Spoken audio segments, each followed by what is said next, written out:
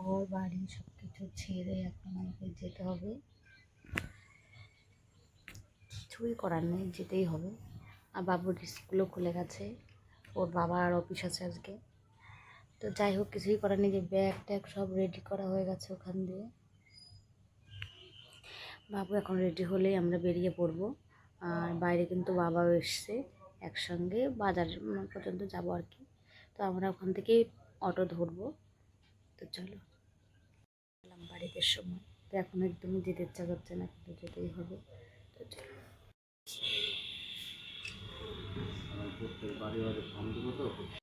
উঠে পড়েছি, স্টেশনে যাচ্ছি।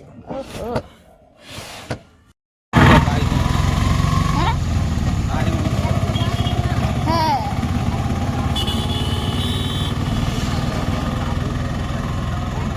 তুলে নিয়েছিস?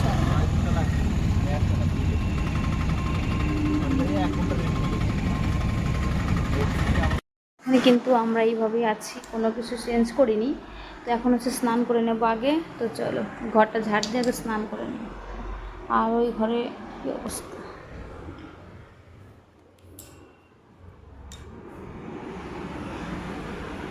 ওগুলো খোলোনি কেন?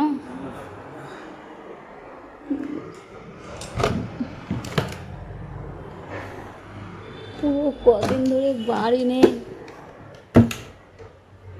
কি হাল হতে পারে বুঝতেই পারছো। এখনো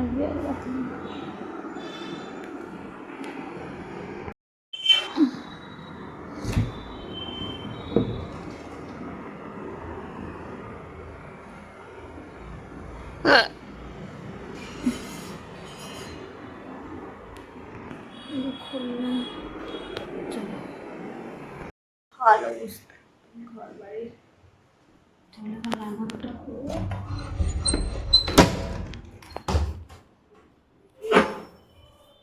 কত কাজ থাকতে পারে, সব জামা ভরে রেখে গেছিলাম, সেরকমই আছে। কত কাজ থাকে এদের আসলে, এখানে গোছাও ওখানে গোছাও, এই করতে করতে আমার দিন চলে যায়।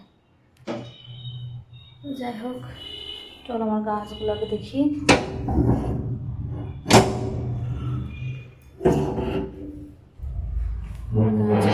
অবস্থায় আছে,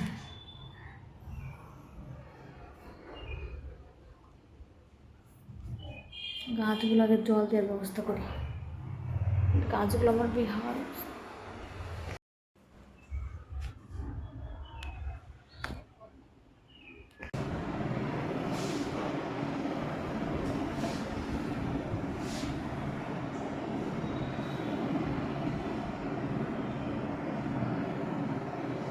আমার কমপ্লিট হয়ে গেল, এখন যাবো একটু স্নান করতে। টিপটা কোথায় চলে গেছে, ওর বাবা তো চলে গেল অফিসে, আর আমি স্নান করে নিয়েছি। এখন একটু ঠাকুরকে পুজো দেবো, তারপর রান্নায় যাবো। চল, বাবু ওই দেখো ড্রয়িং করছে বসে বসে। হ্যালো এভরিওয়ান, তো বাবুকে দিয়ে এসেছি পড়তে, আর এখন হচ্ছে আমি সন্ধে লাগাবো, সন্ধে লেগে গেছে। আর আজকে শরীরটা আমার একদমই চলছে না, কীভাবে চলবে, সেই কদিন ধরে বাড়িতে আছি, তো ভীষণ জার্নি বা ব্যস্ততার মধ্যে ছিল। এখানে অনেক ঘুরেছি আর কি। যাই হোক, এখন হচ্ছে বাড়িতে এসে, তারপরে এসে স্নান করলাম, রান্না করলাম মানে রুমে এসে, আর এখন চুলগুলো হয়ে যাওয়ার শুকায়। তো যাই হোক, সত্যি আর একটু সন্ধ্যেটাও লাগায়। ওর বাবা এখনও আসেনি, দেখি কখন আসে আর কি। তো যাই হোক, আর হচ্ছে সন্ধ্যে লাগে, তারপর তোমাদের সঙ্গে আজকে কথা বলছি। বেহাল, এটা কেবল বুঝালাম, মানে এইসব থাকলে ভালো তো গো। আর দেখো, আর নিচে এই যে অবস্থা, আর এই যে রিমোট।